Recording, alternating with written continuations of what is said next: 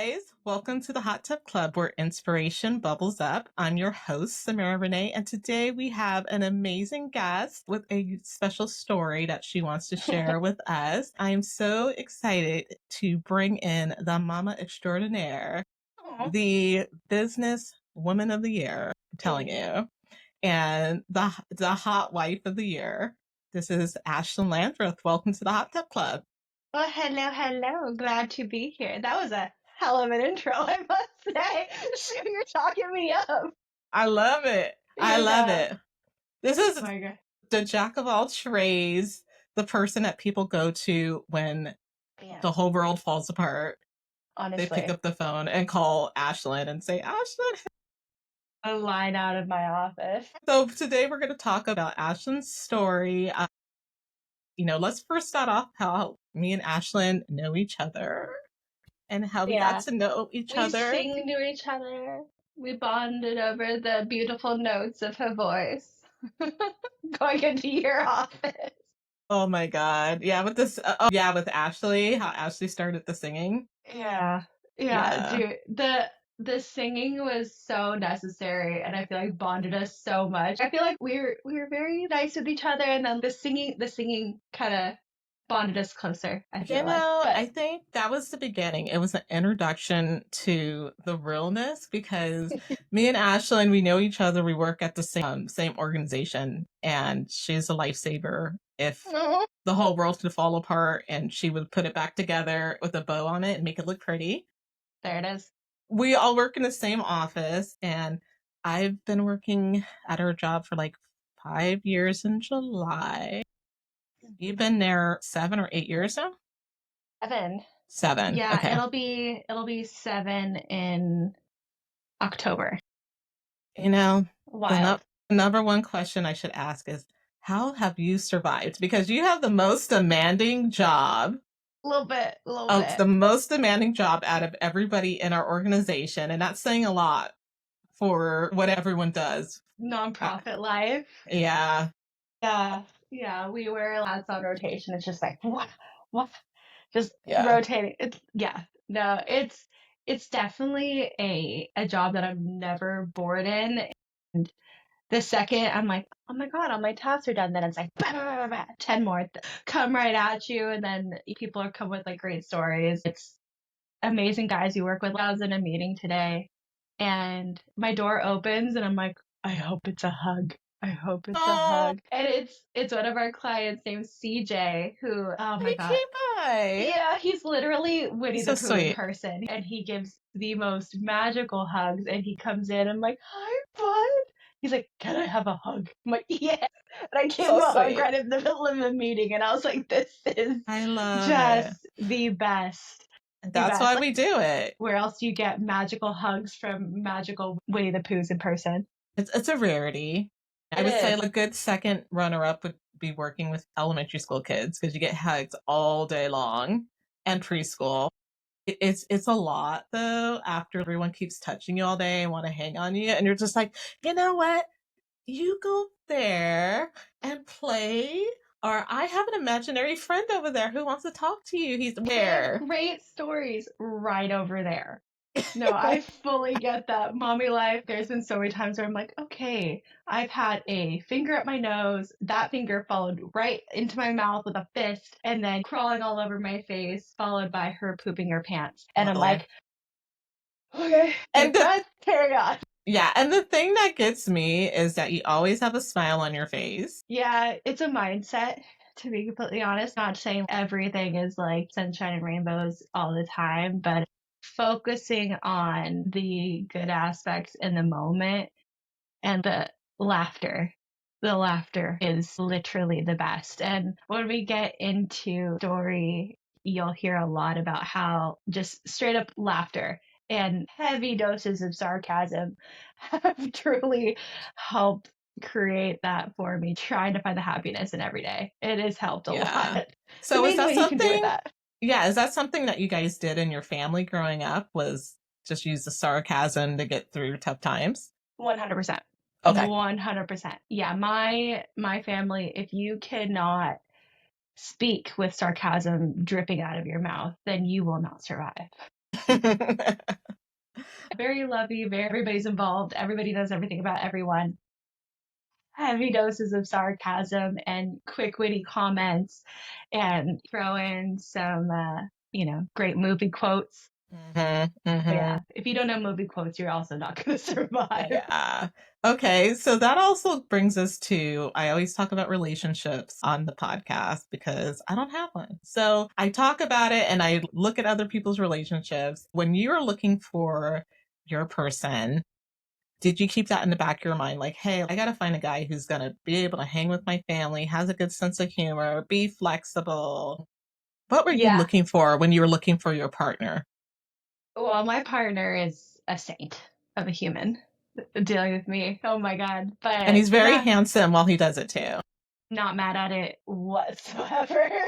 When I was thinking of my ideal partner, honestly, as a kid, if I were to have described, like, okay, who do I want to marry? I want to marry somebody smart and funny, and witty and sarcastic and tall, dark, and handsome with light eyes. I literally checked off all those boxes somehow and found him through Tinder 11 years ago. My Yeah, 11. God. Yeah, oh my God. 11 years ago. Wow. Yeah, right when like the app came out. But I definitely had this idea of who I wanted to be with, who I wanted the father of like my children to be, the idea of like marrying my best friend. That all was there. I honestly, like in meeting my husband, I was like, no, no, no, there has to be something wrong. And I was like, Yeah, okay, it's too why? good to be true. That's so funny that you say that. We used to write "too good to be true" on all of our like cards to each other. We'd write each other notes and like Oh my it's God, kind you're of so funny that cute. That's so cute. and we'd always like "too good to be true." Like love Dean, love Ashlynn. Yeah, and it surprisingly has just. I mean, no, he's my best friend. It's nuts, and he's also See, very very pretty. I know, very handsome. And I have to say this that you and Dane are the most photogenic couple. Every picture that you guys take together, you guys are perfect. Even we're like, oh, my hair is like this. You look perfect every time. And then you have the nerve to have a child who's a combination of perfection. And then you made an even more perfect child. So now Thank the you. whole family, even Molly, Even she's a cute. even the pity. Yeah, when you guys take the family photo, like everybody looks great. I Thank don't even you. know how. Don't even know how it's possible.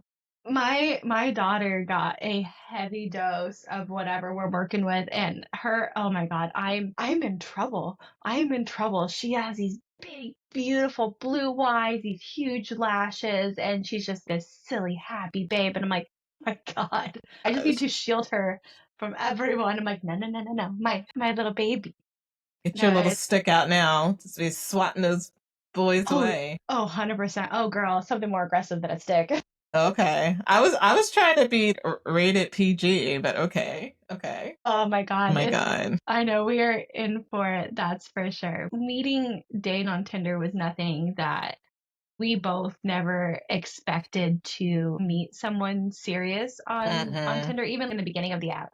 Honestly, we we're both fresh out of relationships and we both had some drama in Mm-hmm. those relationships. And then I hunted him down to be completely honest with you. Like, I don't know if You're a go-getter, so I'm not surprised. I definitely go after what I want, but like I was freshly single and like, it was like match, match, match. I was 21. So it was just, a barrage of like, yes. And I was like, but he was the one like we matched and then didn't message me and I was like, hmm, hmm, Mm-hmm. huh. And I waited a couple days and then I'm like, all right, I'm over this. So I messaged him and I was like, "Hi, I'm Ashlynn. How are you?" And he's like, "If you were a taser gun, you'd be set to stunning." And I was like, "Okay, either this guy's a Okay. douche or he's funny." Okay. Nice I went line. right. I went with funny, and we started talking, and we kept on messaging over the app. And I was like, "Okay, usually guys, after a couple days, guys will like ask for like your actual personal phone number so you can get out of Mm-hmm. the app and like actually connect."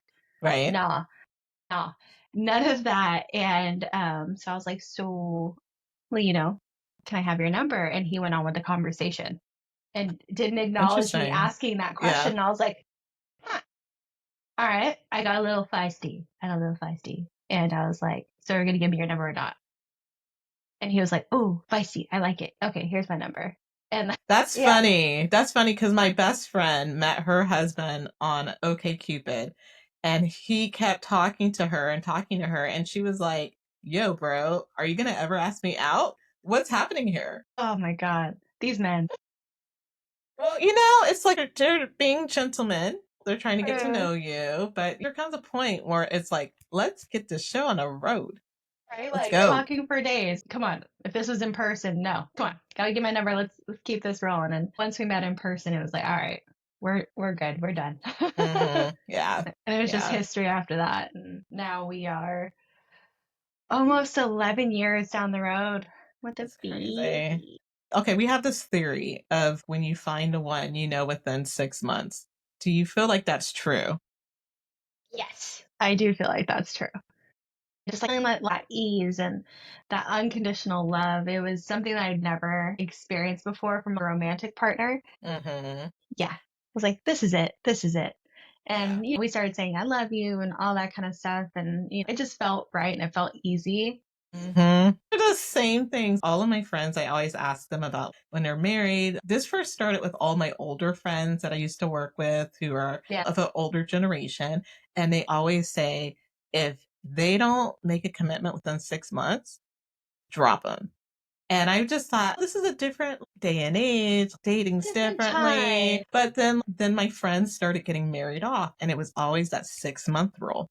And they're like, yeah, it's 6 months, and if they're not on the program, then it's time to move on because they should know, right? Yeah, you should You definitely know should, by then. yeah, you If should not, know. you're just playing games. And like that, like I must say, like Dame was like the first guy I actually did that. There were no games, no Hmm. pretenses, no games, no, oh my God, does he like me? I knew he liked me. I knew that there was no bull, that it was just realness. And I was like, oh, this is nice. I Okay. love it. I love it. Yeah. Oh, it was so nice. It is nice. Yeah. Yeah. And then another thing you said was like how easy it was. And that's another thing my best friend says about her husband. She said it was just really smooth. There was like no drama. It was just stable and calm. And yeah, just really simple and easy. Yes, exactly. The ease when you can just be yourself.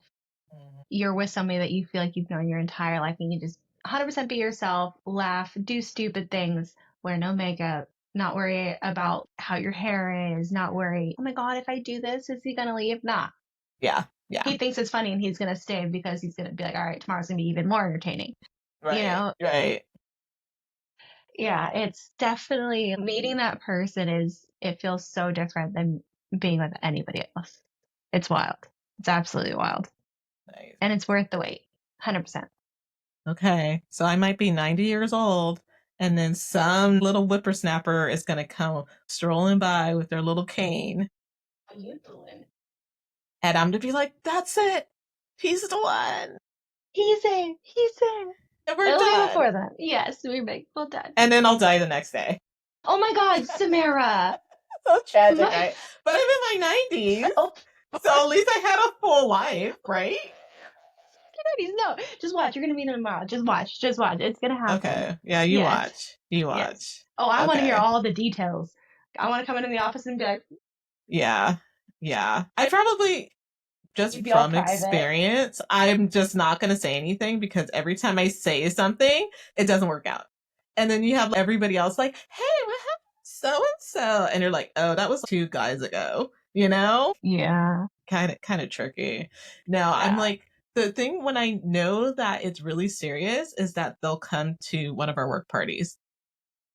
That'll be a test for That's sure. that's gonna be, we are literally about to walk in the aisle because that is commitment. That is commitment. No, honestly. And with the crazies that we work with, everybody's such a character, Yeah. Yeah. Oh, oh. I just think it's such a commitment to bring somebody to a work party Yeah. or bring them. Now I've learned my lesson about bringing people around my family too quickly because then they get attached. And it's, yeah, to me, I always trip out when people bring the person they're dating or they just are dating to a work party. But that's just Yeah. me. Yeah. No, it's a big thing. Having your significant other meet your boss is huge. Like all these different scenarios could happen. What if I trip and fall in the pool? What if my significant other accidentally gets too drunk and says Mhm. something outlandish to my boss? There's a million different scenarios that you could come up with, but it's such a test. Or like, what if all my work friends hate him? Or like, what if they all feel something that I'm not sensing because I'm so in Mm, love? All yeah, those different, yep, all those things. Once it's right, it's right. So once you bring somebody to a work party, that's when I'm going to know that, okay, this is yeah, serious. And I'll yeah. try not to like be like, Even though, even though I did think I said, I probably won't tell anyone, and I'll be like, oh, what did you do this weekend? I'm like, oh, I got married. I might be one of those. oh my God, I might be one of those. I can see that. Yeah, no, I can see that. Yeah, I'd be like, oh yeah, you went away on your 3-week vacation. Where did you go? Well, got married. Went on a little Married, went on my honeymoon. honeymoon. No big deal. Yeah. Then Well, you back show to me this work. like gorgeous like picture of like you and like, the south of France. Oh my gosh. Hey. We're gonna jump in because I like to do the relationship things because I think I'm doing a study on how you find a perfect person, but we'll move on. Okay. You guys got married and you guys started working, all that stuff, and decided to have a family a couple of years after getting married. Mm-hmm. And so you were able to get pregnant with this little one, and you Yes. were super healthy, Yes. super fit. I Yeah. mean, you were working out like the day before you went into the hospital. You were doing Yeah. squats, I think, that day, Yeah. which was Yeah. insane. But even Yeah. though, like, you were only 8 months pregnant, so we thought you had at least a couple more weeks to go, right? If you're going for the 10-month, 40 weeks, I was 32 weeks pregnant. Okay, yeah. Yeah. Yeah. So I had 8-ish, yeah, 8 weeks left to cook her. It was wild. And just like to preface, so Tyla is my second pregnancy. After losing my first, going into this pregnancy, I wanted to like, I already took care of my body, but I was like overly so. I was very aware of even what type of deodorant I was wearing and the chemicals that were involved with that. I thought about the different like I was like, is this toothpaste okay? And doing research on toothpaste, I shit you not. Like it was, well, I was pretty anxious in the beginning of the pregnancy, and but then slowly but surely I got more comfortable and everything. And I was working out still probably 4 or 5 days a week, eating healthy, but I was deadlifting, thrusting, squatting still until close to the 30-week mark. Then it started getting a little uncomfortable. Right, right. Yeah, I'm a little short. There's not a lot of space for her to go out Yeah, horizontally. I was like, oh. exactly. But yeah, it was a really healthy pregnancy.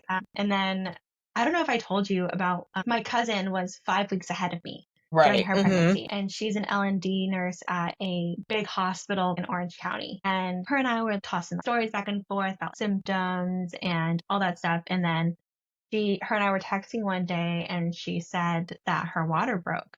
She had like some pink fluid, and I was like, no, it can't be that. No, you're fine. Go into the doctor, see what's up. And then I found out that she had her son prematurely. He was 10 weeks early.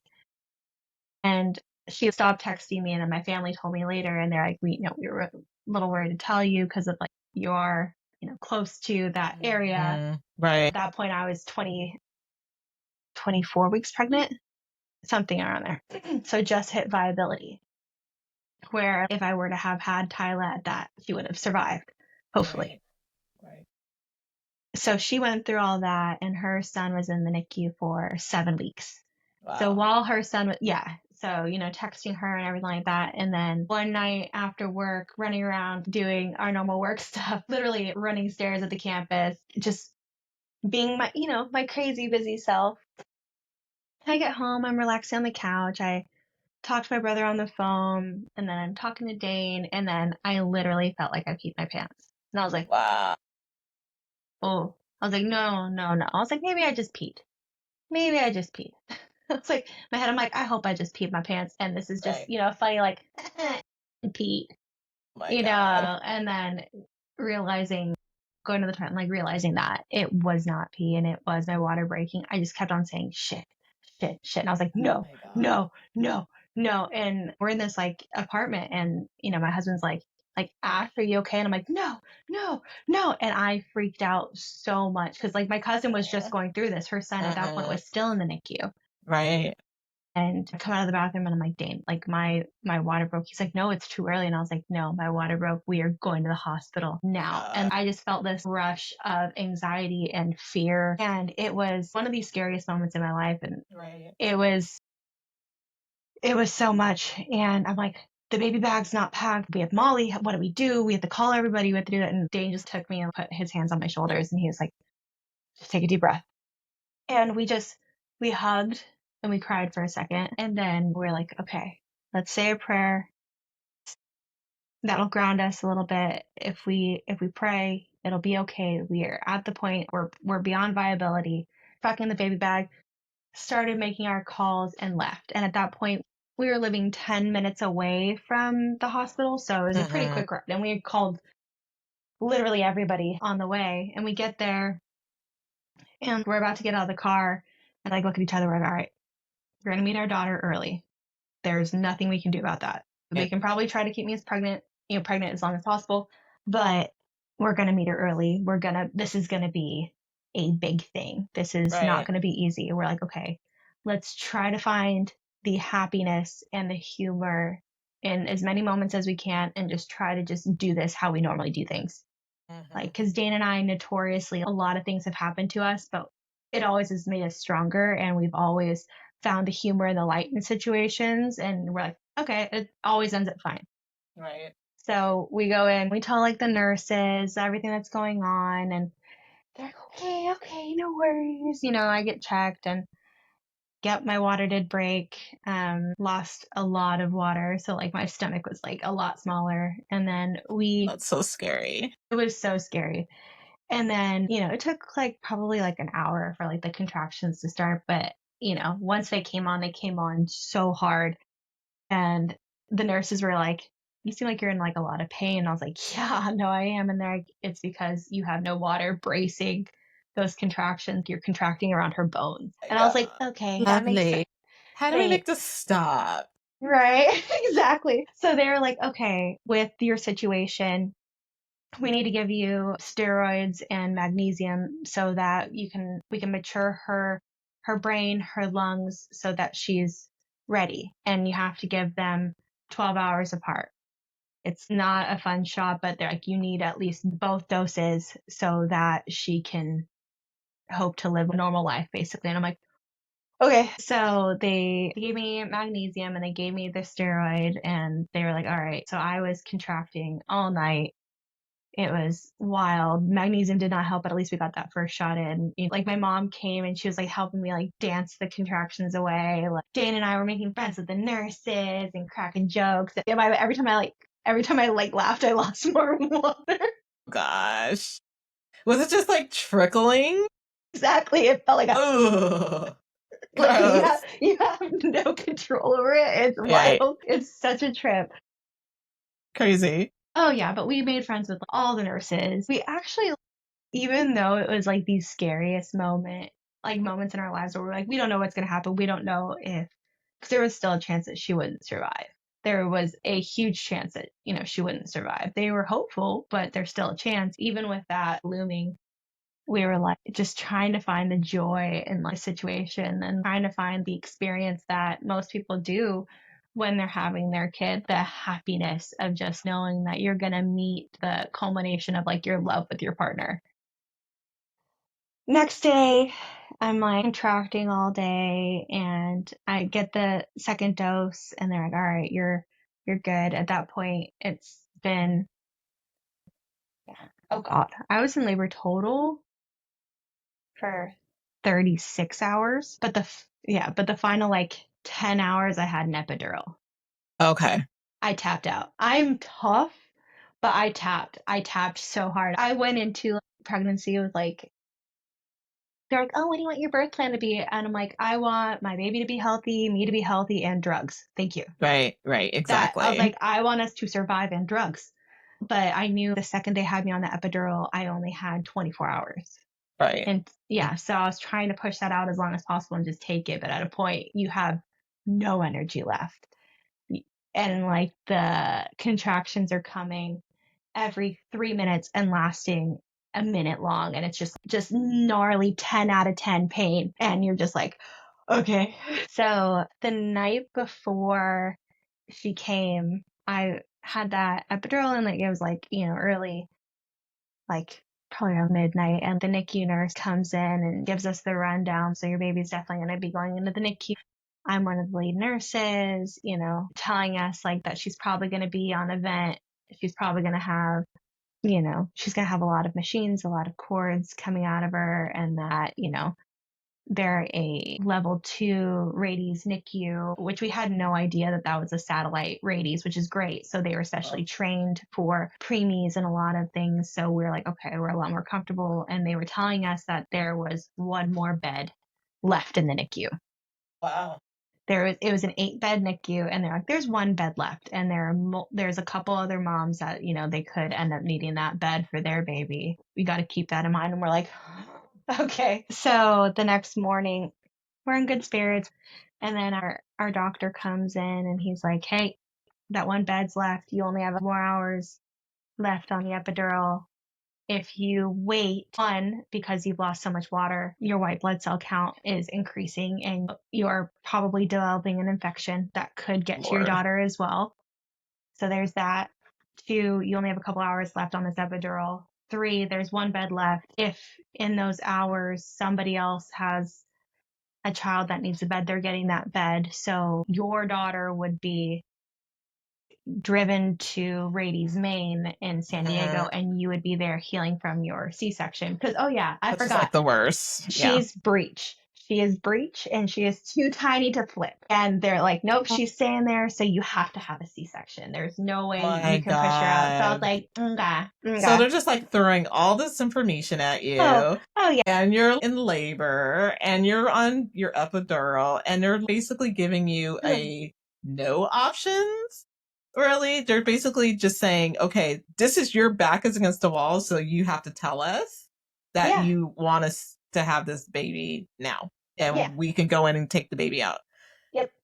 Wow. Yeah, so we had to make that decision, and that was so scary because as a parent, you hope you make the right decision for your kid. And this is Mhm. like the first real decision. She's going to be out prematurely. Am I taking her out too soon? Could those additional 12 hours be what would have saved her?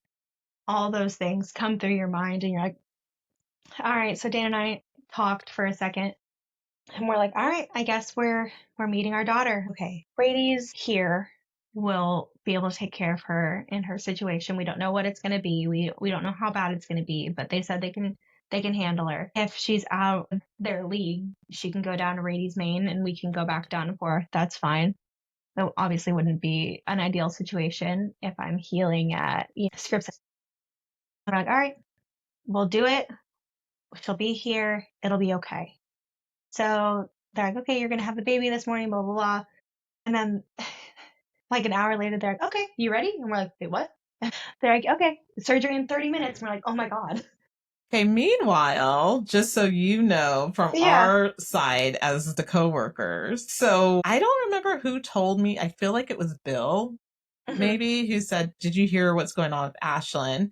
And I was like, no. I was like, what happened? And they're like, she went into labor early. And I was like, what? So of course then I start panicking. Oh, And then we pass it down through our team oh and our yeah. department. And then Jackie was giving us little updates because your baby shower was that weekend, right? It was that Yeah. Sunday. Yeah. Mm-hmm. Yeah. She crashed my baby shower because I was supposed to have 2 showers that week. My Terry shower and then my other shower, my family shower was Mm-hmm. supposed to be Saturday. Right. Yeah. Yeah. So she was giving us like little updates. And when she was born, she was like, baby's here. Everyone's doing okay. And, she gave us like a little, like, everything's okay. But, they're going to be here for a while, kind of little Yeah. tidbit, just enough for us to know that you're okay, but still keeping your privacy and all that sort of thing. But, anyways, back to the baby coming out. Well, sections are gnarly. It's like a whole orchestrated thing. The dad gets all gowned up. You're on this table. They take you in there. Dane had to stay out of the room. He's all gowned up while they're prepping me, wrapping my arms down. I'm just talking to the anesthesiologist I was like, here, take my phone. Make sure you get pictures. And she's like, do you have a soundtrack you want to play? And I was like, A I just want to. soundtrack? Oh, yeah. They let you play music? Yeah, they did. Okay, what did you pick? I picked Open My Eyes by K-Bong. Okay. So that's the song I walked down the aisle to, and it's very like Cute. tropical and very like just like soothing. Okay. I wanted that, and it's like a very special song for like Dane and I. So I wanted that, but what was a trip was like this when I had the epidural. So they're just putting in more drugs through the epidural so that I couldn't feel, or I shouldn't have been able to feel my chest down, right? So they're talking to me. They're like, okay, we're starting to make the incision. You shouldn't be able to feel this. And I was like, I feel that. Oh my God, no. No, seriously. That's a nightmare. And they're like, you feel that? Like, is it like a pressure or is it sharp? I was like, no, it's a sharp, stabby pain. My God. And they're like, okay. And then they gave me morphine. Morphine? Yeah. Morphine. Yeah. Yeah. They gave me the good stuff. They gave me the good shit. Yeah. So they're like, okay, morphine. So they gave me morphine through my epidural. Highly recommend. My God, that's solid. So scary. Because it's like, what if you were incapacitated and you couldn't talk? Oh, straight up. I was like trying to stay awake, and I was like cold and shivering because I guess a lot of people when they go into labor they start shaking. So I was like shaking uncontrollably at that point. Yeah. It's just like a nerve-wracking situation. Plus, you're by yourself. So I don't have my husband who's like pro at calming me down. I don't have him there. It's just all these freaking strangers that are like, "You're doing great, Mama." I'm like, "Shove it." I'm like, "I love you." No, I'm not doing great. I'm shaking. And I have no control. I was still like trying to crack jokes and trying to like have a lot of fun with it, but the situation, the reality of it was really setting in. And then Dane comes in, he's all gowned up with the little hat on and the mask, and I'm like, how does he still look cute looking like this right now? They start talking us through it. He's holding my hand, and she comes out, and she's so tiny. And it was the longest minute of my life before I heard the faintest, tiniest cry. Oh, and it was so little. And then they rush her over, and they had the respiratory therapist, and there was like 20 people in the room. The respiratory therapist was on deck. He had her right away. Oh my God, what was his name? I want to say it was like Fabian or something along those lines. And I was like, oh, I'm like thinking Fabian. And he's on her. She has a CPAP. She has that, and they take her away, and I'm like, Dane, go with the baby. Dane, go with the baby. Leave me, I'm fine. And I'm like, okay, she's out. She cried. She's with everybody. Dane's with her. It'll be okay. And I was just like counting down the minutes. I'm like, get me out of here. Get me out of here. And I'm still trying to be like nice. Like everybody was like super sweet, and I was still like trying to find a lot of, happiness. I'm like, okay, like at least I'm drugged up. So hopefully the time will go by faster until I get to meet my kid. Cause it's like torture at that point. And so Dane goes with the baby down to the NICU, and he says he gets down there and everybody's like talking to him like, okay, Mr. Landreth, this is this. And there's like 5 NICU nurses around her. And then all of a sudden he hears an announcement saying, Mom had a gross rupture. Mom had a gross rupture. That's right. Yeah, you mentioned that. Okay.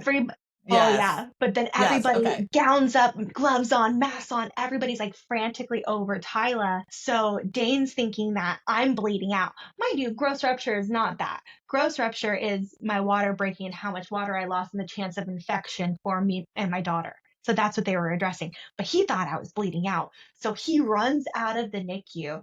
He goes to where the surgery doors were, and he's like banging on the door. He's like, let me in. And I know, concerned, sweet baby Dane. And then he goes to the nurse's station. He's like, let me in. My wife's bleeding out in there. And it's like, mind you, like Dane's like the chillest, sweetest, like calmest, go with the flow type of dude.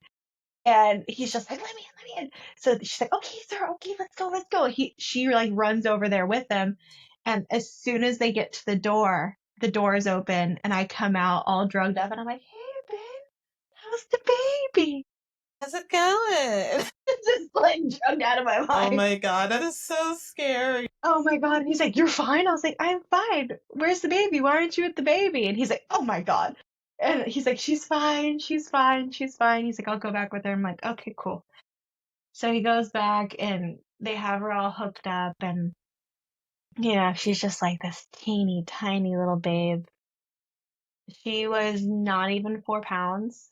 She was 3 pounds, 15 ounces, so just shy of 4 pounds at that point. She couldn't breathe on her own. She was tiny, just so tiny. But besides that, she was healthy.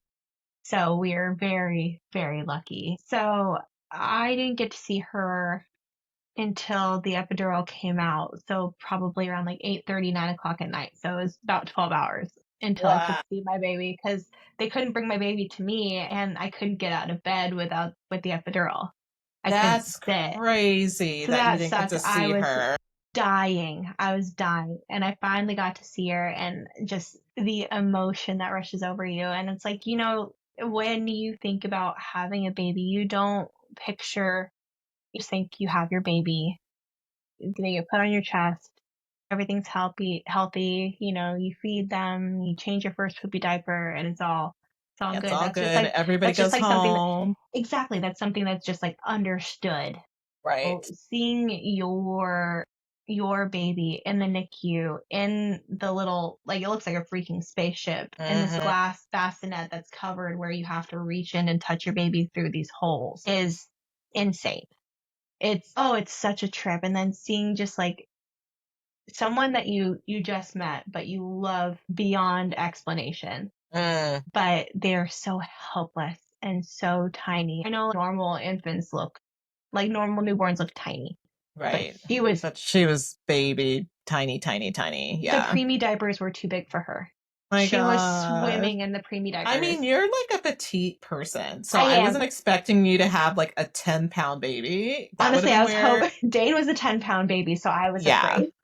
Yeah. But I just figured, I was like, I don't think so. I think she's going to Yeah. be tiny like you. Yeah. But yeah, but you did have that chance of having a 10-pound baby like your husband and the rest of his Yeah. siblings, right? Oh yeah, they're all huge. They're all massive babies. So like possibility of like a C-section, my doctor and I were throwing around anyways because she's like, you're on your frame, you're not going to be able to birth a 10-pound baby, so I want you to No keep way. that option open. And I'm like, Yeah. heard and understood. Thank you for looking out for me and my part. Oof, golly. But seeing her, and I got to hold her that first night, and she was so teeny. And they were feeding her through an NG tube and not even an ounce that she could get down, not even 30 mLs, like literally like 10 mLs is all that they could get down her. And barely even that. It was such a trip seeing just all these chords and everything and all the sounds. And I will never forget the sounds of the NICU and those amazing angels that work there. And I feel like they were all talking to me and they're all being super sweet. And all I heard was wah, wah, wah, wah, Right. wah, wah. Yeah. Everything is just sound. I It's mean, just sound. like, it makes sense because that was a traumatic event. Let's just be real. It was 100%. super traumatic. Yeah. Your body has just gone through major surgery Yep. and labor at the same Yep. time. You're coming off the drugs. Okay, like, let's Those be real. amazing, amazing drugs. Yes, just one of the strongest drugs there is out there. And then your little baby is, so tiny and hooked up, and so that's a lot to take Yeah. in as a mom. And then of course you're healing from your C-section. So you have like all these things coming at you. I honestly, I don't know if I would have handled it as well as you did. Honestly, when you first saw her the first time, did you have to give yourself a pep talk and prepare yourself and be like, okay, I know she's going to be hooked up on all these cores. This is to help her. She's totally fine. You know, Yeah, definitely those thoughts. And I was scared for her and I didn't know what future was in store for us. I'm like, it's going to be okay, but I just want to see her. I just want to see my baby. I want to hold my baby. That drive to hold your child is so primal. I don't care if I had to jump through like burning hoops with jagged, glass. I need to see my child now. hmm And hmm having it be like 12 hours in between, I was like saying chomping at the bit did you isn't doing it sleep? justice. Did you No, sleep in that 12 hours? no, I don't think Oh, so. wow. I don't know. There was a lot of drugs. I don't think I Okay. slept. I Yeah. don't Cause think I'm so. just like trying to figure out, cause like I did a couple episodes ago, I was telling my mom's side of her birth story with me because I Yeah. stopped breathing. Oh God. And so I had that huge team of people who rushed in to save me, and she didn't see me for hours. And of course, this is the 80s. So Yeah. I thought things had improved with the communication to the parents. So when you're going 12 hours without being able to see your kid, but like you had, different circumstances. My mom, she knew nothing for hours, which is crazy that there's not better communication to just Yeah. kind of keep you up to date. Or I don't know, maybe Right. you were just so drugged out that maybe, I don't know. Who knows? I was definitely so drugged up. It was ridiculous, but it was definitely like 12 hours. Dane was going back and forth between me and Tyla and doing the amazing daddy Dane thing. But finally seeing her, there was nothing more amazing than holding her for the first time and being so scared. And I remember changing her first little diaper. They're like, Mom, do you want to change the diaper? And in my head, I'm like, you just called me mom. And I'm like, yes, I want to change your diaper. And because anytime the nurses refer to you, you're just mom. You're mom. Yeah. Yeah. And it's like, okay, mom, dad, do this, mom, dad, blah, blah. And they're talking to me while I'm doing this little itty bitty diaper. And in my head, I'm stop talking to me. I'm going to do this wrong. And it's like, I've changed hundreds of diapers in the past, but I'm like, Right. not on anyone so teeny tiny, you know? She didn't even fit in the diapers. No, Like, what did they put her in? Did they just cut a half of one and strap it to her? Like, what did they do? no, they had you fold it down, but she just was swimming in it. Because there's two sizes below preemie diapers. And she was too big for those. There's the nano and the micro, I want to say. Like it's like nano preemie and micro preemie. And they are so tiny. Like legit, there's one that's this big, like 2 or 3 inches big. Oh my Yeah. God. So we just, folded down the preemie diaper and made it fit that way. Mhm. But yeah, it was wild. And then, so we were going back and forth every couple hours and I was pumping and because she was also too small to feed off of me and that Mhm. suck, swallow, breathe. Um, that's usually innate once babies are full term. She couldn't do that yet. So she Right. couldn't even try to breastfeed. So I was pumping like crazy every 3 hours. And my goodness, pumping is not for the weak. My God. Yeah. We ended up in the hospital because I had her on day 3 in the hospital. And then they let us stay an additional 3 days after she was born. So I was there a week. Wow. Okay. Yeah. Yeah. Going back and forth with the NICU, which was really sweet. They definitely took great care of us. And we went to my parents' house in Escondido and our apartment was like upstairs. So going upstairs after a C-section, hard Yeah. pass. So we're like, all right, Hmm. let's go to my parents' house in Escondido. It's a further drive, like, but we can make it work. My God, that was intense. We only stayed Yeah. there 2 nights and then I was like, all right, I'm done. Yeah. But also after we went home, within 24 hours, I had a cold sore from all the stress that my body was Yeah. going through. That makes sense. My God, but you can't go into the NICU with a fresh cold sore. No, Yeah, I you didn't can't. know that. Yep, you cannot go into the NICU with a fresh cold sore. It has to scab over, and then you have to wear a mask. My God. So I couldn't see my daughter for like Okay. it was like 2.5 days that. That's insane. If you're wearing a mask, you're not going to kiss her, right? So, No, but it's the chance of infection is so high, and it's if I a mean, you could baby have wore gets. an N95. You could have done Yeah, something extreme. I could have done something extreme, but the rules are so serious because even there's stories of babies getting cold sores when they're teeny tiny and it rocking their immune system and then like, literally dying. So Oh my- I was like, oh, this is all happening right now. I don't understand what's going on. Oh, I was crying so much. And then finally we're going back in the NICU. Everything's good. But what nobody prepares you for is leaving the hospital without your kid. Yeah. Let's That talk about that because that's heavy. Oh yeah, the drive, just getting in the car. That's even getting out to the car. It was painful after a C-section. It's major surgery. But getting in the car, closing the door, and then just feeling this weight come over you. Dan and I were just like, sitting there. The car didn't even start, and we were both and we just like looked at each other and we're like, this is the situation. We got to do what we can, and it's like it's okay if we cry. It's okay if we have all these feelings where, everything, we're allowed to feel all these things, but we just cried. Mhm. We just Yeah. cried. And then we're like, okay, okay, we're going to head to my parents' house and, it'll be okay. It'll be okay. And I was calling the NICU constantly checking in, like, Yeah. hey, it's me. How's she doing? But Yeah. yeah, Do they that have cameras in the NICU? no, they don't. I know. That's I too wish like you bad. could log into like a camera pointed directly at your bassinet. Yeah. That Yeah. they need to do that because I was That's so dying. rough because it's like And you have no connection whatsoever with your yeah, baby. yeah. That's All you can rough. all you can do is call.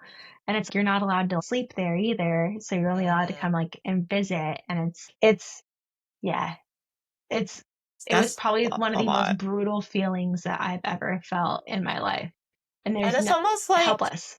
you feel like almost like a part of yourself is missing because like 100%. she was so part of you for all those months and then now she's born but you can't be with her, you can't touch her. That's rough. That is Yeah. really hard. No, you hit the nail on the head. That's exactly. Yeah, it absolutely brutal. Because it's like you weren't alone. You always had like this little buddy, this little person that you could talk to and that you could keep safe. And it's like one thing, a lot of people say when you have a child, it's your heart living outside of your body, but it's in the situation that we went through. It was such a vulnerable position, and you're just so worried about her, about anything that could go wrong. And it's like, I'm already a very type A person. I'm already very much a control freak, and not having even a chance to, you know, control what is around my daughter, the situation at all, having no control over anything was Right. wild. And it's like you do like, I mean, at least I did going into pregnancy and everything, release control because it's you don't have control over what happens at the end of the day. Right. Mm-hmm. You just hope you make the right decisions. Right. Were you able to But talk with your cousin who like had her baby premature? Were you able to bounce things off of her since she was a couple of weeks ahead of you? before I went into labor, it was a little hard getting a hold of her. She was really going through it.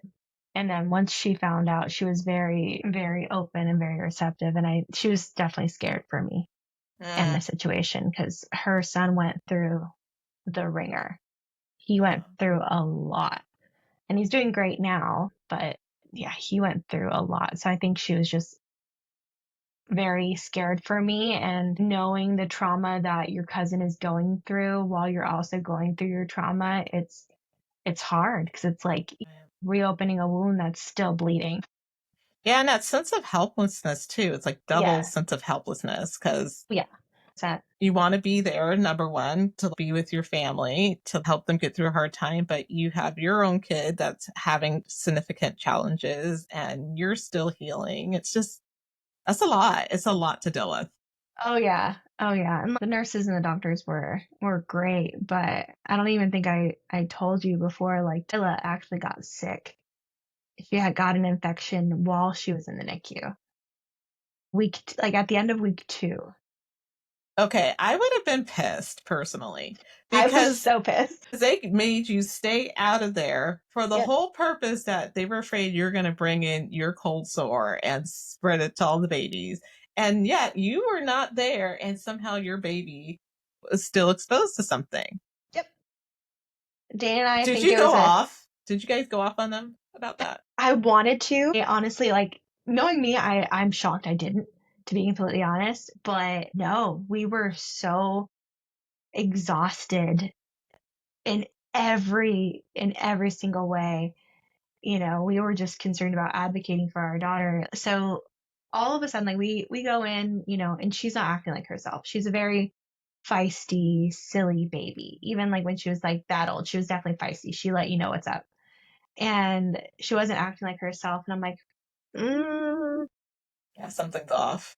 something was off. And she wasn't taking, at that point, she was taking little itty bitty bottles, trying to get down, at that point, I think she was up to mLs. So not even a full ounce yet for feeds. And then we'd push the NG, but she wasn't acting right. She was very lethargic, very sleepy. And we're talking to the nurse, and the nurse was a traveling nurse that was like new, and she wasn't our favorite, to be completely honest. And she's like, no, no, this is normal. And we're like, no, it's not. And she's like, no, no, you're fine. And we're like, no, we're not. So we knew one of our favorite nurses, Karen, was the top dog that day. So we're like, Karen, Karen. And she comes in, she's like, what, guys, what? And we're like, look at Tyla. Tell us what's going on. And she's like, she's not being herself. Something's off. Something's There it wrong. And is. I'm like, yep. And she's like, good job trusting your gut, guys. I'm going to look into this right now. Yeah. And we're like, get this nurse away from us. She didn't listen to us and everything like that. And then Bad nurse. Tyla starts tanking, and her breathing starts getting erratic. The alarms keep on going off on her machine. Her feeds diminish. She's super lethargic. She's just like slowly just like bottoming out, it feels like. Yeah. We're like, what the hell is going on? So they run all these tests. So many tests. We keep on checking in. And then they come back to us and they're like, hey, she has a certain type of strep. And we're like, strep? And in my head, I'm like throat strep. And then I'm like, oh wait, no, there's a All type of sorts of strep. yeah, and there's this type of strep, strep B, that they test you for during pregnancy at 34 weeks pregnant. They swab the mom and test you because they have to treat you, because it could lead to literally developmental disabilities and things like that. It could turn into a lot of things. Right. And I didn't even get to that point where I wasn't 34 weeks pregnant, so I never got tested for it, but I got tested during the labor process and I was negative. So they're like, she came up positive for strep. They're like, we don't know what type of strep, but most likely in these situations, it's a type B. And I had already done my research. I was like, oh my God. Yeah. I was like, okay, if she has strep B and it gets to her spine, this could lead to a lot of developmental disabilities. This could lead to a lot of things, that we, never thought of. And it's like, Right. in the industry that we work in, it's like we see a lot, Right. so it's like, Exactly. I was like, okay, you're going to have a special kid. Everybody, who has a special kid goes through these emotions. Like, it's okay. Take it step by step, do our research, do the best we can, try to make the best decisions that we can. It'll be fine. It'll be fine. It'll be fine. They start running more tests. The neonatologist is going after it, doing extra calls on the weekend, doing extra research at night, posting things to the portal literally at like 1 o'clock in the morning, and calling resources like around San Diego County to figure out what is going on with our kid. She truly went after it. And the next day we go in and they're like, hey, we're going to give your daughter a PICC line. They're like, we don't know what type of strep she has, but no matter what strep it is, one or both of these antibiotics that will push through the PICC line will address it. So hopefully it won't get to her spine. So they do the procedure. We're in the room. The PICC line goes in through her foot all the way up to her heart. And they brought in this like old rinky-dink X-ray machine to like make sure it's going through like the right thing. They zapped my daughter like 8 times with that thing. My And God. the tech was this like older gentleman, and he's like, "Oh, I don't like this machine. Let me try again." I'm like, "Stop zapping my daughter." I was like, "I'm going to lose it," and Dane was about to lose it. Oh my God. He goes, oh, Yeah. let me take one more just for good luck. Right, I'm like, her little ovaries. I'm like, for the love of God. Well, I'm you like, might have super grandchildren one right. day. Tyler's just like glowing at night in the NICU, like it's all dark. So they do the PICC line. She gets the antibiotics and she starts slowly but surely feeling better. And well, not quickly at all. She picked up a little bit. Her tummy was upset with everything, and obviously, but then the next day they're like, guys, we have good news. And we're like, what? Like, we're like, give us anything. And they're like, it's group D strep, not group B. And I was like, D as in dog? Like, I've never heard of group D strep. Like, what is Yeah, that? so what is that?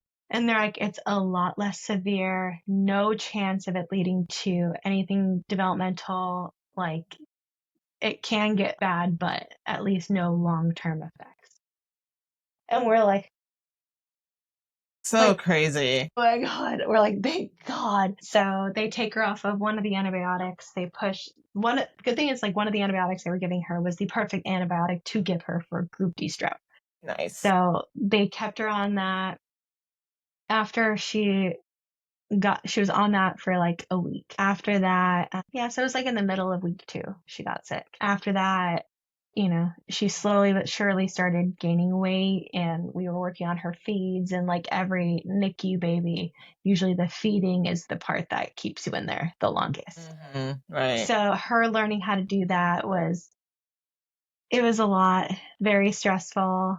I always thought breastfeeding and feeding would be like this easy, magical, wondrous thing. No, it's chapped nipples, clogged ducts, not Yeah. good latches, you know, nipple Yep. guard or nipple shields to try to Yep. help with the latch. And the amount of people that have seen my boobs at this point, like, I'm just like, all right.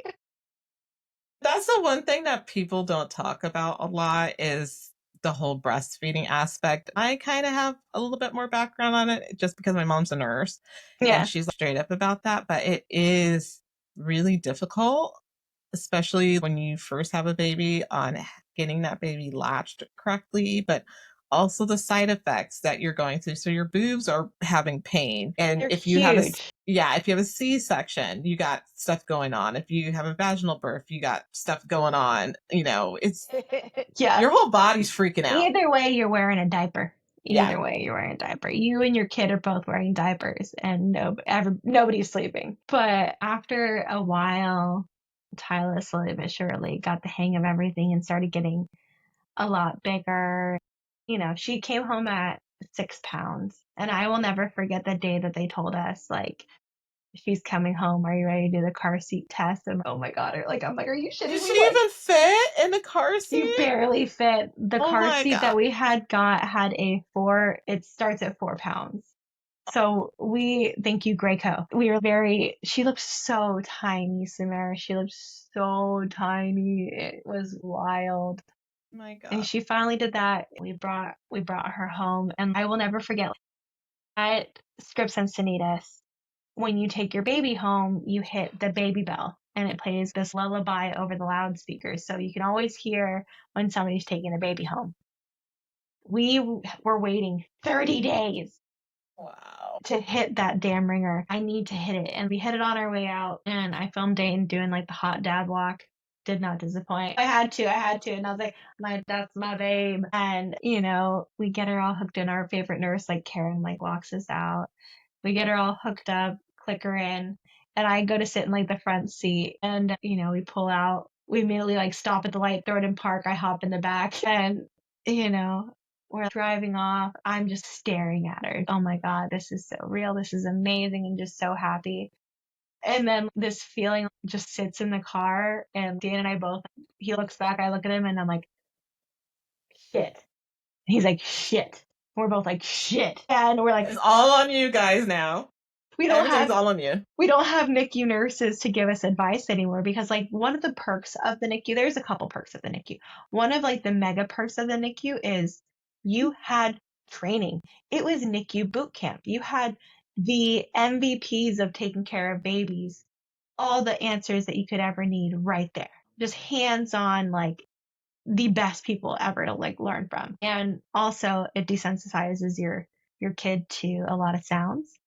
The child can sleep through anything because the Right. NICU's loud. NICU is Yeah. not like all lullabies and snoring babes. It's a lot of beeping, Yeah. a A lot lot of of machines. a lot of machines, and a lot of like doctors and people running in and out, and pumps, and it's wild. But yeah, no, Tyler can sleep through anything now. But yeah, then it was all on us, and everybody was texting me, oh, I'm so happy. And we were so happy, but we just wanted to stay in our cocoon. Oh yeah, I didn't want anybody to come over. I think I let my mom and dad come over after like, a week of being home. Okay. Sometimes for parents, that's kind of hard when you tell Yeah, them no. yeah. When you're starting your own family, did you have like that situation with your parents where like, oh, we're coming right over, and you were like, wait, no, we can't Well, have any germs in the house right now. right. Well, I definitely, in this season of my family, my brother's having kids, we had Ty. So everybody was like, okay, what vaccinations do we need? Everybody got Tdap, everybody got the flu shot, everybody was covered that way, which was great. So we didn't have to worry about that. We told everybody no kissing your kid or I will literally knock you out. No holds barred. Just So I told them from even before everything happened, I was like, no, we're probably going to want some time. Just wait for us. And my family, everybody was very, okay, no worries. They're all chomping at the bit. When can we Yeah, of come course. and see? And like, honestly, it was more my dad that was like, please, please, please, please, please, can I just see her in the NICU? And we're like, no, no, no. We kept the NICU to just us. Yeah. But my mom was like, we'll be here whenever you're ready. This is your journey. She was a very young mom. I was the Mm, last of three, and she had me at 26. My oldest brother was born when she was 18. So she had a lot of problems with others respecting her boundaries because she was so young. So okay. in Got it. turn, yeah, in turn, she wanted to make sure that my boundaries were very well respected. So she did Nice. not push it whatsoever, which was really sweet. Good. Good. But I turned into this hermit. I let my family come over. Okay, one time you're good. One time you're good. Okay, now leave me alone. Kind of a thing. And then postpartum anxiety was like, how you doing? And I'm like, man, I Uh, literally was hardly out of the house for like a month. It was like maybe a walk a day with Dane and the dog.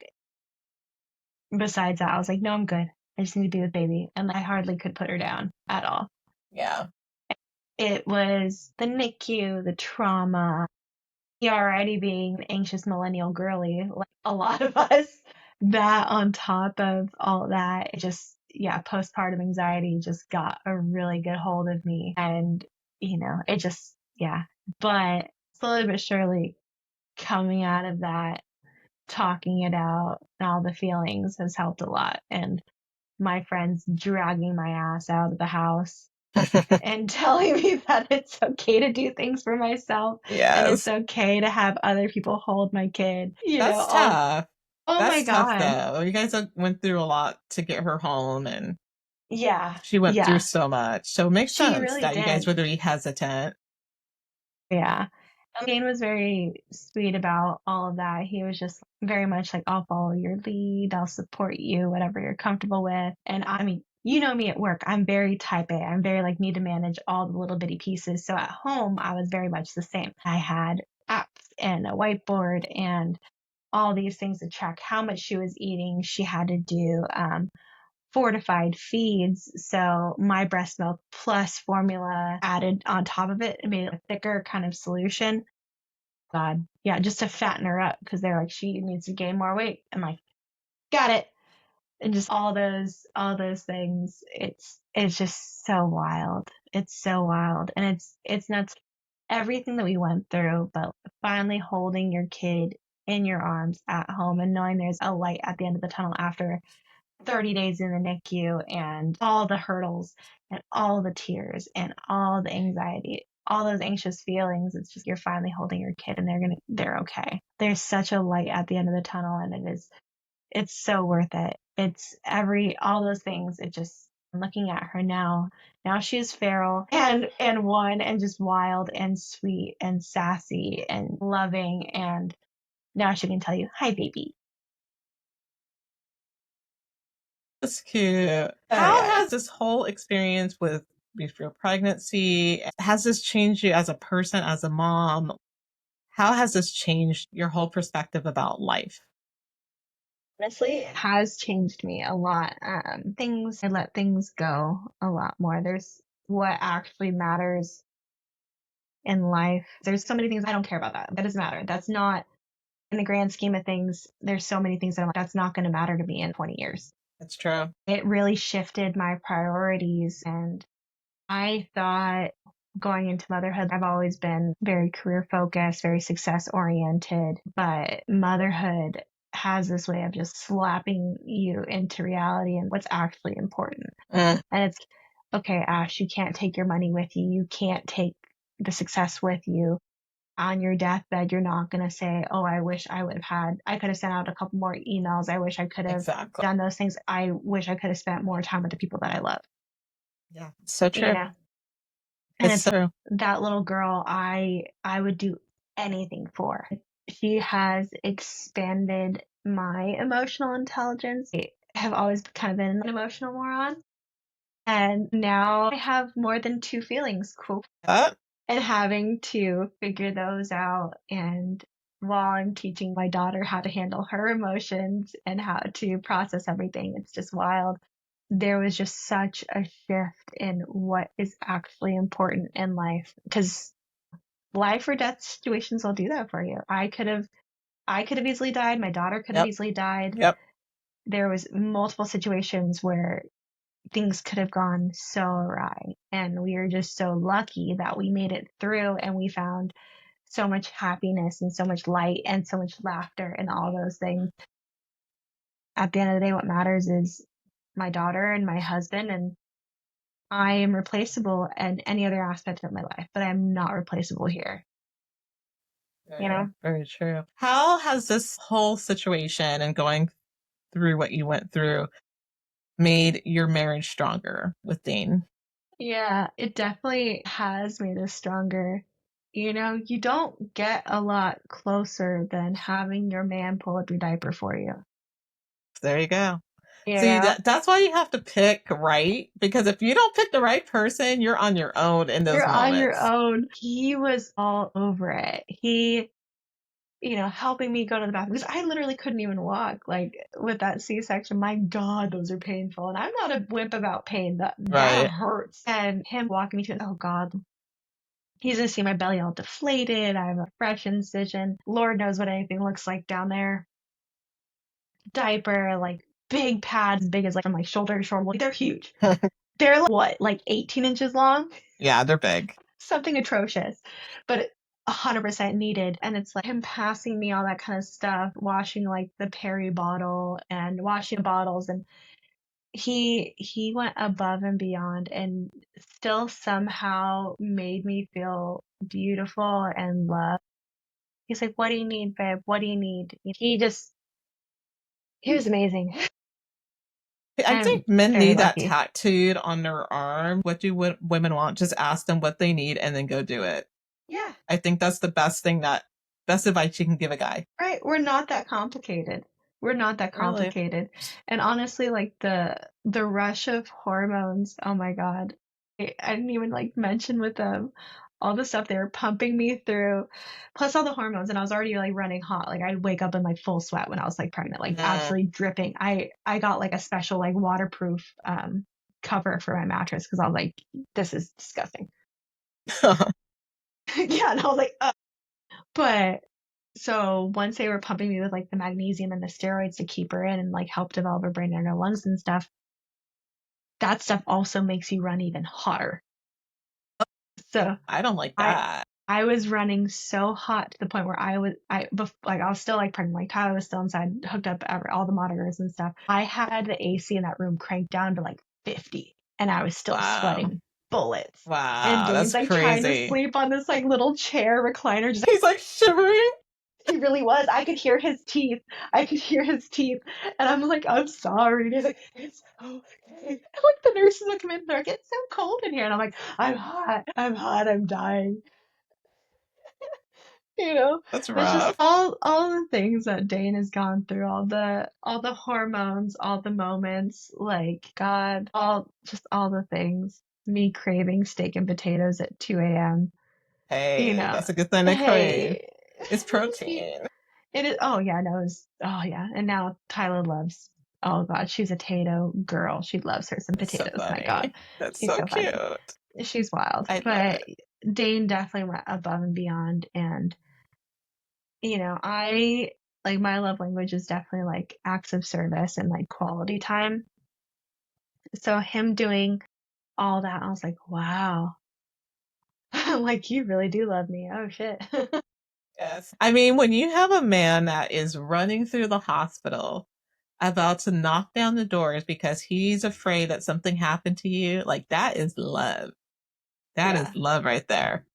Yeah, sweet Danny Cakes raising his voice, like, Raising booking it. hell. Oh my God, he was pounding on the door, like, God, just sweet baby Dane. Love it. Love it. Okay, so let's switch gears because you had this beautiful time to nest with your little daughter and grow into your parenthood. And then there was a time that you had to decide if you were coming back to work or not. And there was a time where we were like, I don't think she's coming back. We were a little worried because we're like, we kind of need her back. There's no replacement, and that's what I heard a lot of times at work was there's no replacement for Ashlynn. Nobody can replace Ashlynn and how she does things and how she interacts with people. It's Well, a I also different love. vibe. So there's a lot of people who are like, when is Ashlynn coming back? When is Ashlynn coming back? Yeah, that's why you kept getting texts from people like, hey, how you doing? Oh And my God. we're like HR, hey, did Ashlyn, did she give me a hard date yet? Right? Do you guys have a date? No, Yeah. it was a big decision. We had our childcare fall through. We thought we had 5 days a week of childcare for free through a family member, and it fell through 4 days before I went into labor. Lovely. Yeah, so we had that to contend with. So we weren't planning, we didn't think we'd have to take on the cost of childcare. And we're like, and then I was really struggling with postpartum anxiety. And the thought of leaving her alone with anyone absolutely terrified me. Right. Leaving the room terrified me. I'm sure. Even going to get my nails done, like I would try to leave and I'd start crying. And I'm like, no, I can't do it. I can't do it. I can't do it. And so I ended up taking like a month extra of leave. I took 4 months. I figured, hey, everybody always gets 3 months. I lost 30 days while she was in the NICU. I was like, no, I still get my 3 months. Exactly. Yeah. But, our boss had us over at her, or had me over at her house, meet the baby and everything. And she was checking in on me. I went over twice after I had her, and she was just, how are you doing? How can we arrange things to make it work? And she really wanted to be flexible. I was afraid that we weren't going to be able to do a hybrid schedule because, like, usually that doesn't fly, but it's what I needed. I couldn't afford childcare. I ended up figuring it out later on. But so in the beginning, getting that arrangement and trying to figure out what I could handle on top of all the emotional stuff that I was still going through was a lot. Because I got my nails done once. I think it was like an hour. That was the only thing I did outside of the house without my kid until the weekend before I went back to work, where oh yeah, we went on a date, and we went out to this Mexican restaurant, and we had Tyla with Dane's brother and sister-in-law who have 2 kids. We went to this Mexican restaurant, and Dane was like, okay, should we take our time and have a good time? I was like, no, give me a shot.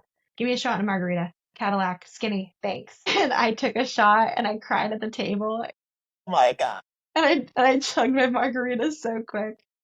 We were talking about everything, and you'll probably think I'm absolutely batshit because she's just a postpartum chick having a shot, drinking a margarita, chugging a margarita, crying at the table in this I bet cute you that was Mexican a restaurant. mom. I'm sure Yeah. it's a mom who's like, new mom? Like, yep, yep. Oh, yeah.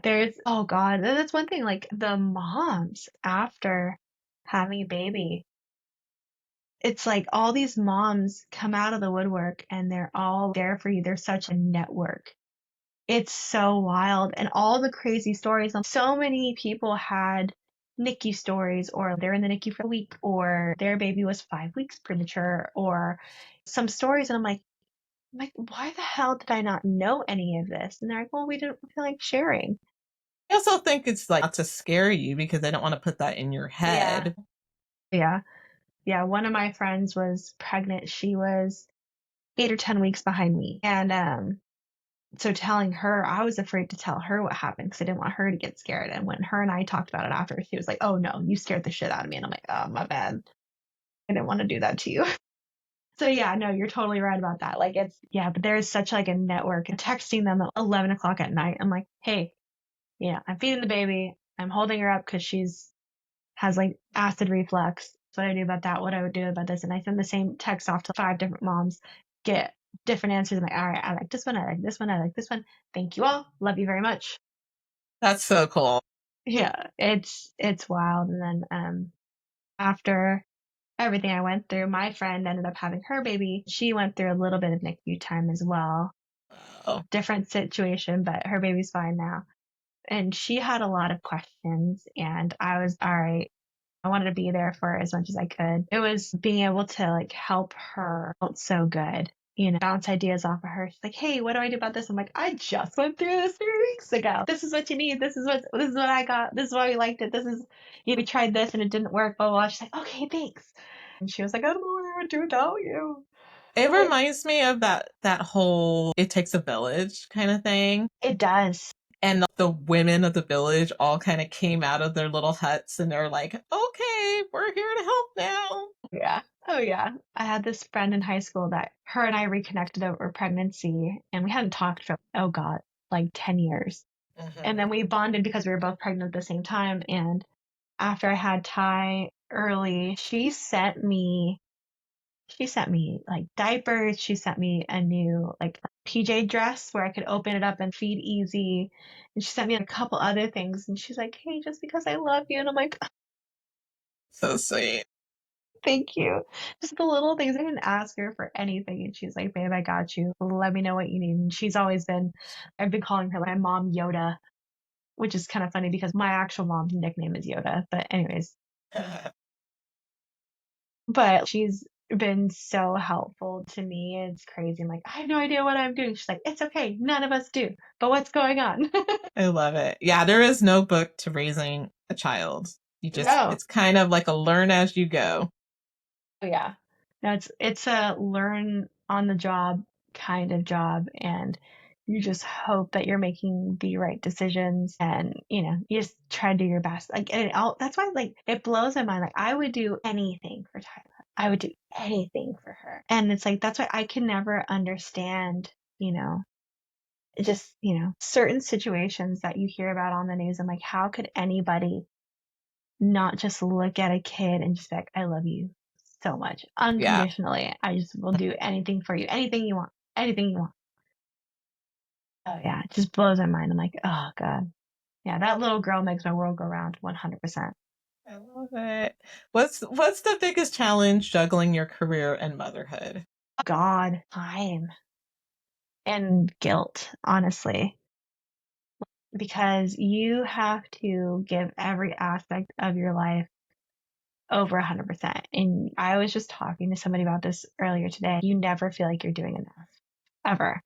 I try to go above and beyond at work. I try to like, do my normal ask them the rescue, going into everything, but it's my daughter is still always on my mind. Right. So there is a part of my brain that's just going to be forever occupied. Then when you get home, you want to give all your energy to your kid. And you even feel guilty if I have an email go off on my phone for work and I'm like, "Oh shoot, I need to answer that." But what would I rather do?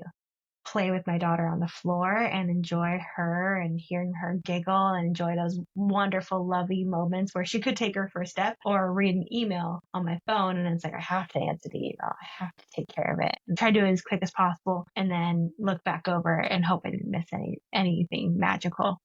You have to be the master of everything and have enough time for everybody, everything, every single request, and then somehow magically also find time for yourself and not feel bad about it. It's a Right. lot, definitely a lot.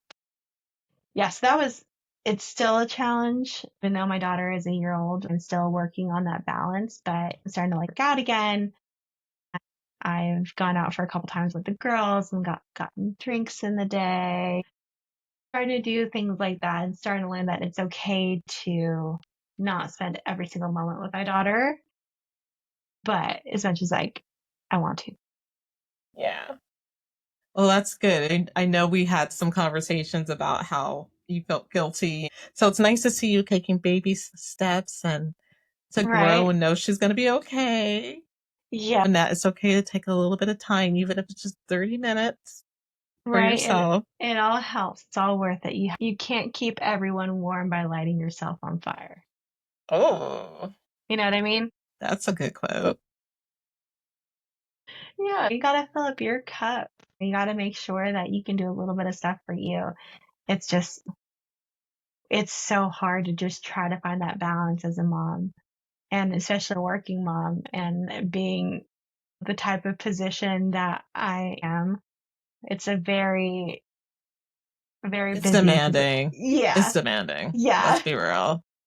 Yeah, I am busy constantly. You're on call, basically. Yeah, yeah. And it's an amazing cause and everything, but yeah, you're 100% on call. So it's like, I just hope that I don't get a call and miss like, the first time she actually just starts like just zooming, like walking, like, those kind of things are just like, and it's like, you're going to miss some things, it just naturally happens, but it's like, it's so hard. It's so hard, and everybody expects you to be exactly like how you were.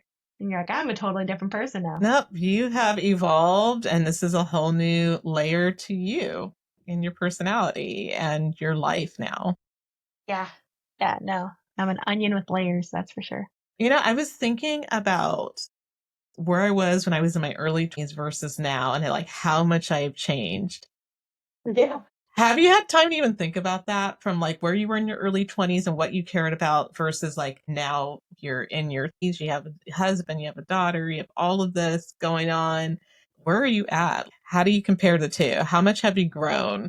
Oh, so much. I was a dumpster fire. Like my priorities in my early 20s, I wanted to have a good time, but I also was very success oriented. I was in the hunt for a degree. And once I got the degree, I was like, all right, how can I climb the ladder to success? That cash, work out, have fun with Dane at that point, because him and I started dating when I was 21. We were children. Your babies. We were babies and we were just having a good time together. It was a lot of fun, and also just hunting the success. And now all throughout my 20s, I was just grinding, grinding, grinding, grinding, grinding. And my 30s have been really a path of self-discovery and understanding myself more and why I behave the way I do and why I have, certain tendencies. Now becoming a mom in my 30s and knowing myself a little bit more going into the whole experience, like it was helpful, and like now I've changed even more and I've developed more emotionally. Mm. I never thought I'd be doing, wake window math the way that I do, and, all the things that are in my brain. I'm like, okay, well, if she wakes up at this time, that means this, that means that, that means this, and all these different things. I am a totally different person. Things that used to just set me off. I've always been a very feisty individual, but every situation is so different. It's wild. It's so wild. I'm a completely different person, I'd say. Like in the core beliefs, obviously not, but I'm the same person, but a more mature individual. Yes. Trauma does that. Yeah. Yeah. And then have you had a chance to even deal with that trauma yet? I I did start going to therapy to talk about it, and like that has helped. One of my best friends is a therapist, and I was like, "That's what you're here for." And she's like, "No." I'm like, "Okay." But please, she's like, "Ash, like, talk to somebody, it'll help." And I've always been of the mindset, no, I'm fine, I'm fine. It's also kind of like a cultural thing, like, no, you're good. You're fine. Going to therapy once a week, it has been helping, taking a step back, processing the emotions, processing what happened, and knowing what she's really helped me with is when I do get those anxious thoughts, when I do have those feelings about what happened and everything, looking at my daughter and taking account into how she is now, not seeing Hmm. her as that fragile NICU baby, because she's not Right. that baby anymore. I'm not the same person I was then either. Looking at her and taking account, it's like, okay, she's a totally different baby now. She's strong, she's independent. She's a very independent chick. She's so funny. She's feral, she's sweet, she's lovey, all these things. And look at her and you wouldn't be able to tell. Right. She's just Right. tiny. She's just small. But it's helped a lot. It's helped a lot. And then hearing a lot of people, knowing that a lot of other people are in therapy too, Hmm. helps it feel more normalized. A lot of Yeah. people in our generation are now, The people who need it. yeah, I honestly think everybody needs therapy. I think it's a healthy thing to do. And even 100%. even couples therapy, I think everyone should do. Oh, yeah, everybody should. And it's just like having that third party perspective. And sometimes even just having that validation that what you're going through and all the feelings that you have are valid. Just Right. hearing that from a third party is it feels so good. Yeah. Really great for processing and helping Yeah. you kind of helping you see patterns or things that are no longer serving you and helping giving you better tools I is hate it when so she makes helpful. me see patterns. I hate it. She's like, that's interesting. She'll connect the dots. She's like, what do you think that means? I'm like, oh, God. And then it's like, oh, like maybe we should unpack that. I'm like, no, bitch, leave it in the box. No. Like, we're fine. We can leave that box over there where it belongs. No, no, we're not allowed to do that. We have to process it. Okay, crap. Then you have to take that damn box. And that's, you wish you could be like Yzma from like Emperor's New Groove. Yeah. I put that box in another box. I put that box in another box. And then I mail Yep. that box to myself. And when it arrives, I'll smash it with a hammer. That's what you want to do. But you can't Yeah. do that. You got to open the box and process the emotions. Yeah. Oof. Yeah, that's a lot. That's a lot. Okay, I have the final two questions for you. Yeah. And what are you most proud of about yourself with this whole journey that you've been on? And what are you most proud of in the past year? God, I'm just so proud of like my little family and how we've grown, like as a little unit and how we operate and how we just do things on a day to day that just fill me up. Like we don't have to be doing anything, but it makes me feel so good. I've never had that kind of happiness before, and I'm just proud of that. All the hard work that we did, everything just it's just like this amazing, pure little unit. It's so nice. I'm so proud of that. I'm so proud of that. I love that. What I noticed personally with you coming back and having your family, I feel like you're more grounded. Yeah. I don't, for whatever reason, I just feel like you haven't changed personality wise, but I just feel like your energy is more grounded, Yeah. which is Yeah. interesting. Yeah. No, I agree. It's realizing what actually matters and the things that just, okay, Mm, it's out of my control. Okay. yep. I can't do anything about it. I have Yep. other Just things let I it need to worry go. about. Let it go. Mm-hmm. That's true. Yeah, no, it's definitely been such a grounding experience. It's wild. It's absolutely wild. And the final question is, what advice would you give to new moms, especially those moms that have their NICU babies? I would say take it step by step. Take it step by step. Try to find those pockets of joy. Try to give yourself some grace to process it and just know that you're doing great. You're doing a good job. It'll be okay. Take it step by step and give yourself some grace. That's all you can I hope love for. that. I love that. I love that so much. Huh. Well, thank you, Ashlynn, for sharing your story because we actually haven't talked about it in detail Yeah, until no, we now, hadn't. which is There great. you So go. now we have it. And, I know this is going to help a lot of like new moms, especially like, people thinking about having a family. I think it's important for people to hear different stories Yeah. and just to know that sometimes it's not going to be like the smoothest route, but in the end, things will come together and you know, will work the way that they're supposed to be. Yeah. Oh yeah. There's a light at the end of the tunnel. Yeah. You will get out of the NICU. It will happen. You will get out of the NICU. You will bring your baby home. And it's all worth it. And then they will become feral toddlers.